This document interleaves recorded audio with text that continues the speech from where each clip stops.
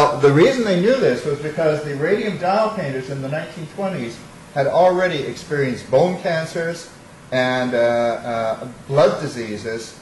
Many of them died from rapid anemia, caused by the ingestion of extremely small quantities of radium. They were using radium to paint dials to make them glow in the dark. And in doing so, they would lick the brushes to put a point on the brush so they could do the fine work. And they were getting tiny amounts of radium in their body. And years later, even after the bone cancer epidemic subsided to some degree, years later, they started developing head cancers, cancers of the sinuses and the mastoid. And so it became very evident, even in the 1920s, that this material is extremely dangerous. Also through the miners, by the 1930s, they had already found that underground miners, this man has lung cancer, and they had found that actually underground miners in Europe had been getting lung cancer. It wasn't even diagnosed until the 19th century as lung cancer, but they had been dying from a strange lung disease for about 400 years, working in these underground silver mines and cobalt mines in the Erz Mountains in Germany and in neighboring mountains in Czechoslovakia. But what it was really due to was radon gas, which is now known to be the second most significant cause of lung cancer in North America and I guess in the world. Now here's the key thing. The key thing is the alpha radiation, which is a non-penetrating form of radiation. A non-penetrating form of radiation, most people think that's a contradiction in terms. But in fact, that's what kind of radiation we're talking about here. It's radiation which will be stopped by a sheet of paper. But inside the body, it's about 20 times more damaging than gamma radiation.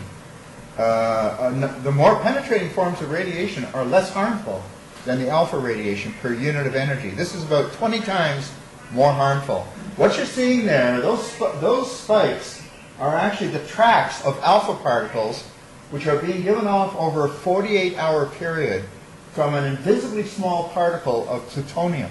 Plutonium is an example of an alpha emitter. So is uranium, so is radium, so is radon. These are all alpha emitters.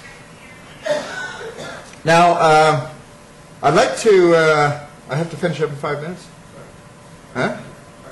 Okay, I think I'm going to just skip ahead because I'll just mention that the environmental toxicity from uranium mining is really due to the vast quantities of radioactive sand which are left over from the mining. Now these sand, here you have about 70 million tons of radioactive sand. This is in the Elliott Lake area. These are called the sand rock tailings. And the reason why they are so radioactive is because all the uranium mining company does is take away the uranium. But uranium produces a whole chain of other products which are, and there's the, well, for example, there you can see the radium. And there you can see the radon gas which is being generated from the tailings continuously by the radium. And here you see the isotopes of polonium, which are particularly deadly. And these things are left behind when they mine the uranium, and you have all of this left behind. So what happens is that because thorium-230, which is in the tailings, it's a natural byproduct of uranium, because it has a 76,000-year half-life, this stuff is going to remain dangerous for tens of thousands of years. That's the environmental toxicity associated with uranium mining. But I would like to go, here are just some illustrations of how the radioactive material can get into the environment. First you have gamma radiation itself. You have dust blowing off the pile and migrating into the neighboring areas and spreading the source, by the way. You also have radon exhalation from the tailings, which spreads over very large areas. It can travel thousands of miles, in fact, and deposits fallout on the vegetation and fish and so on underneath. And you also have seepage underground into the groundwater and surface waters.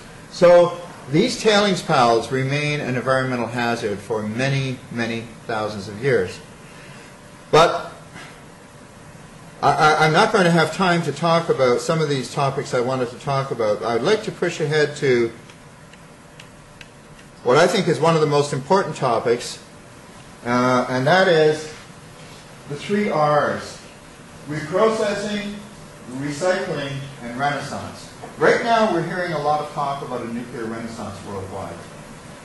The difficulty is that this renaissance is predicated on the assumption that we will start using more and more plutonium as a fuel. Plutonium is a man-made element that's created inside all nuclear reactors. So while a nuclear reactor is operating, it is producing plutonium as one of the many byproducts.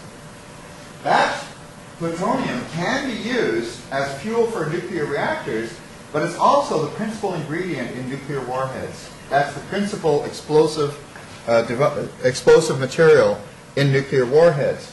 In fact, Chalk River was first built. The decision to build Chalk River, Ontario, the labs there, that decision was made in 1944 in Washington, D.C., and it was a military decision.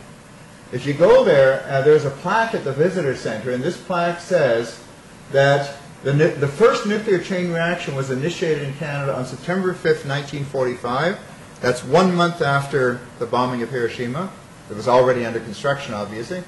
And that the main purpose was to produce plutonium for nuclear weapons originally. But that was, it was part of the World War II atomic bomb project. That was the initial purpose. Now the first reactors were, in fact, specifically designed not to produce electricity, but just to produce plutonium. Later they said, why don't we generate electricity as a byproduct? So while you're producing the plutonium, you can use the heat to boil water, to produce steam, to generate electricity, and you still get the plutonium.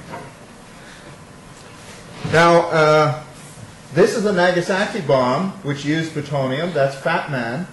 That was the first plutonium bomb that was dropped on a city.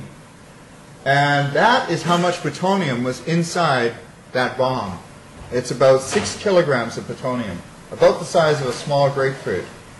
There's enough plutonium produced every year by a nuclear reactor to create at least 100 atomic bombs of this type.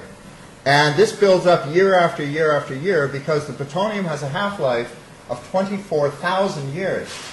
Think about that. It means that when you build a reactor somewhere in the world, you are creating a repository of plutonium which is going to be there for thousands of years to come. 1,000, 2,000, 3,000 years from now, somebody can go to where the reactor used to be and excavate the spent fuel, if it's still there, and extract that plutonium and make atomic bombs from it. Now the concern here is that by separating plutonium for civilian use, you are essentially destroying the natural firewall that exists. There is a firewall that separates the bomb from the reactor. And what is that firewall? Well, it's because the irradiated fuel itself is so intensely radioactive that it would kill any human being in a very short time who comes in contact with it. So there's a natural physical firewall separating the reactor from the bomb. What the nuclear renaissance wishes to do is to replace that firewall with a reprocessing plant, a recycling plant. The firewall is gone. What you now have is a way of taking the irradiated fuel from the reactor, running it through the reprocessing plant, which is a robotic plant, and separating the plutonium. Because the plutonium is an alpha emitter, it's not so intensely radioactive. You can actually smuggle it across borders rather easily if you have small quantities of it.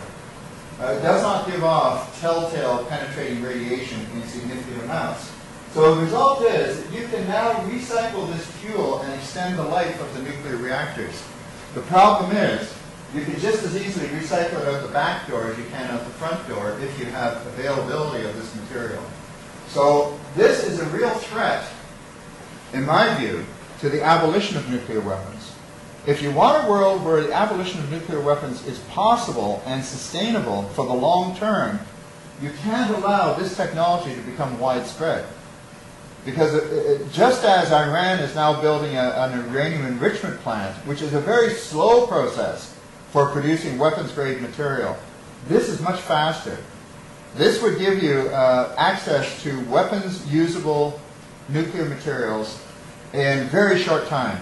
It means you would not have timely warning of anybody who wanted to break any agreements and clandestinely manufacture atomic bombs. So this is a problem which is recognized. It's a problem which everybody is dealing with in one way or another, but it's very important for people to understand that there may be a fundamental incompatibility between this technology and a nuclear weapons-free world. A nuclear weapons-free world depends upon not only a law, but a law which is enforceable.